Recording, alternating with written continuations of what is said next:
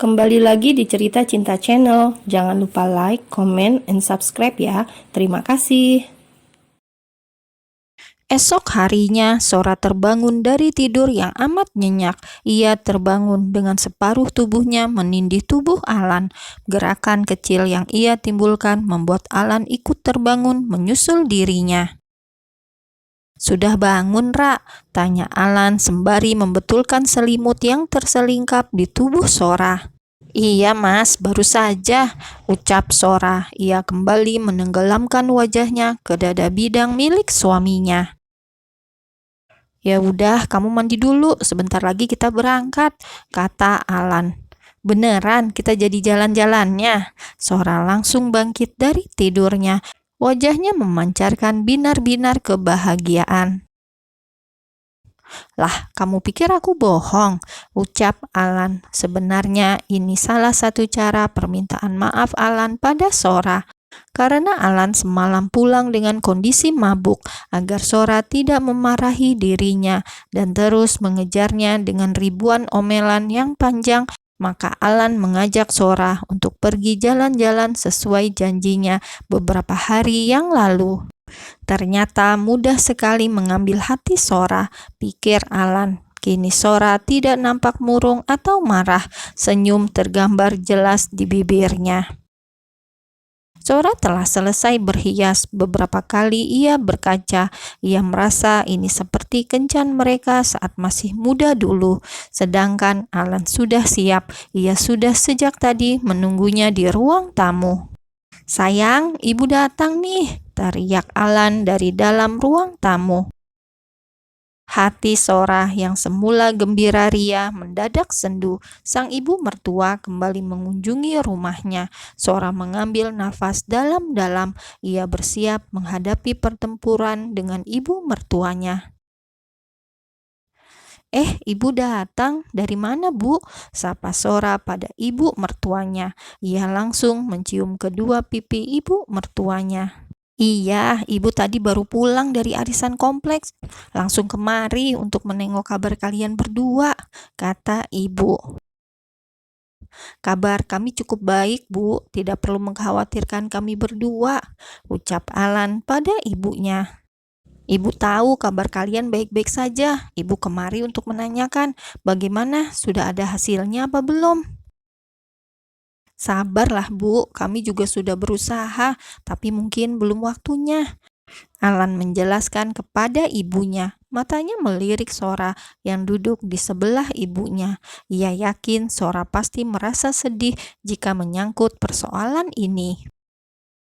"Mau sampai kapan kamu menyuruh sabar? Kamu ini anak satu-satunya. Kalau kamu tidak segera mendapatkan keturunan, nanti siapa yang akan meneruskan garis keturunan keluarga kita?"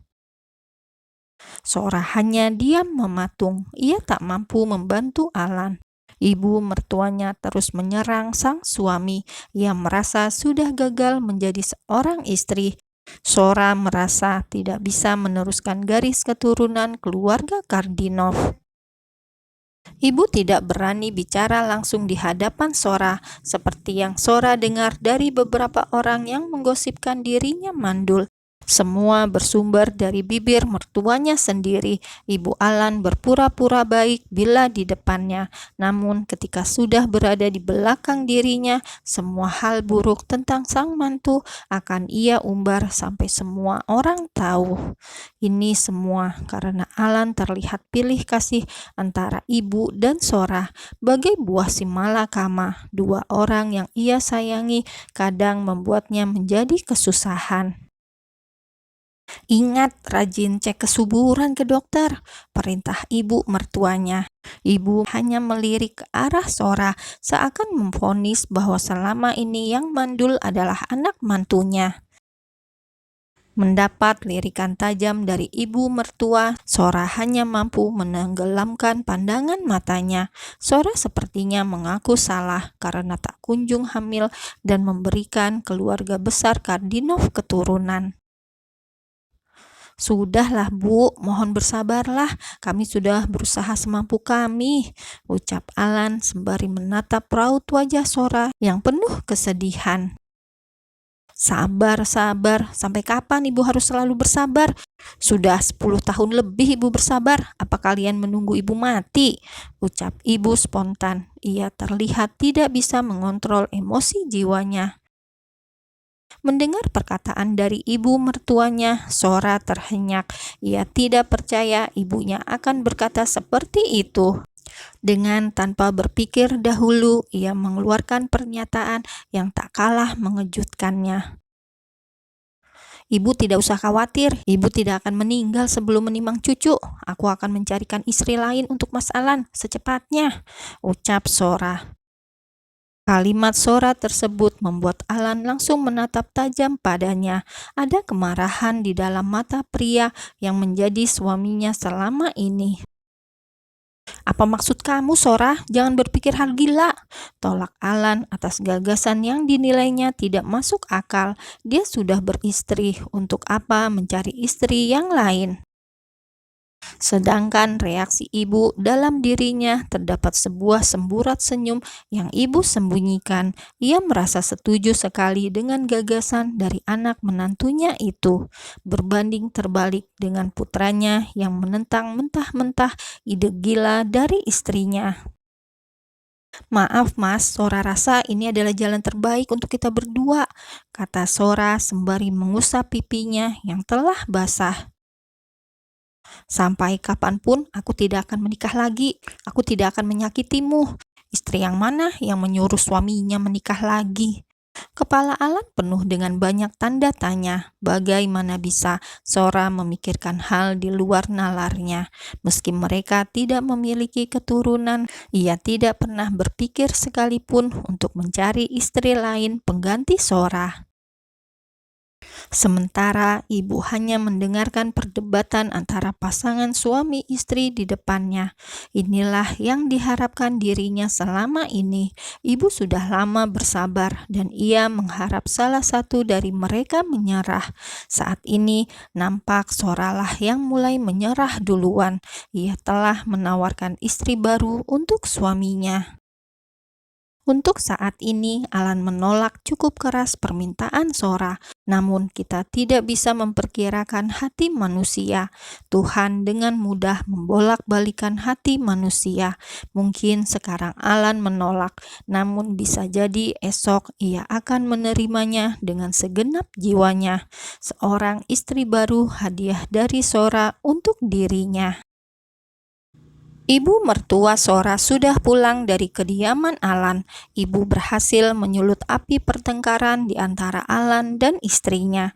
Tanpa rasa bersalah, ibu melangkahkan kakinya dengan ringan. Akhirnya apa yang ia inginkan segera tercapai, sebuah pernikahan kedua untuk putranya. Ia terlihat sangat senang ketika Sora memberikan lampu hijau pada Alan untuk menikahi perempuan lain. Berbeda dengan perasaan ibu, kini perasaan Sora menjadi kacau balau karena pernyataannya sendiri.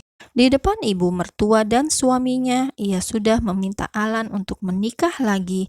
Sora meremas kepalanya. Ia begitu frustasi dengan keadaan ini. Pagi ini harusnya ia pergi jalan-jalan menikmati momen romantis mereka berdua. Namun karena kedatangan ibu yang tiba-tiba membuat rencananya yang semula gagal total, ia sendiri tidak berani mendekati Alan. Wajah suaminya terlihat menyeramkan bagi Sora. Pria yang tampan itu sedang marah besar pada dirinya karena pernyataan Sora.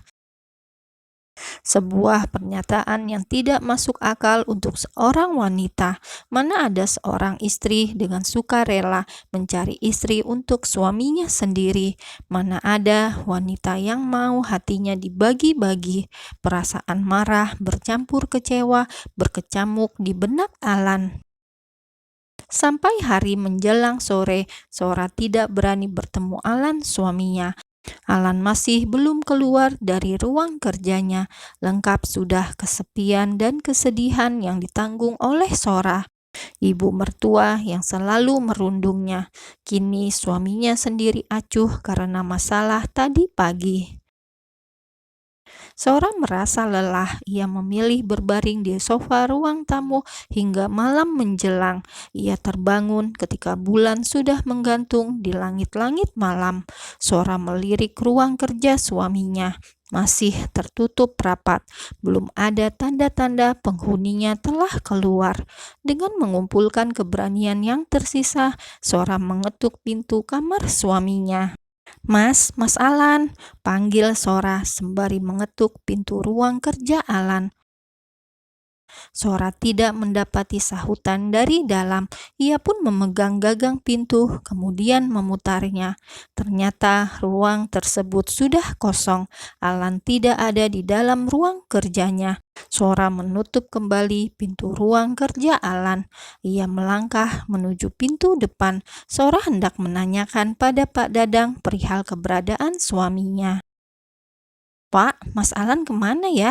tanya Sora ketika melihat Pak Dadang yang sedang berjaga di pos depan. Rumah Alan terbilang cukup besar. Di gerbang utama terdapat sebuah pos jaga. Pak Dadanglah selama ini setia menjaga rumah yang lebih mirip kuburan itu, bukan karena kesan horornya, namun rumah itu sungguh nampak sepi, dari depan atau di dalam seperti tidak ada kehidupan di dalamnya. Makanya kedua pasutri itu tidak betah tinggal di dalam rumah. Mereka lebih memilih mencari hiburan di luar rumah. Andai saja ada anak kecil di sana, mungkin semua akan jauh berbeda. Sora kembali menelan pil pahit dalam hidupnya. Kenyataan bahwa ia tidak kunjung hamil membuat hatinya semakin gundah gulana. Pandangan mata Sora kini tertuju pada penjaga rumahnya. Pak Dadang ternyata tidak tahu menau kemana tuannya pergi. Sora pun berlalu. Ia memilih masuk rumahnya kembali.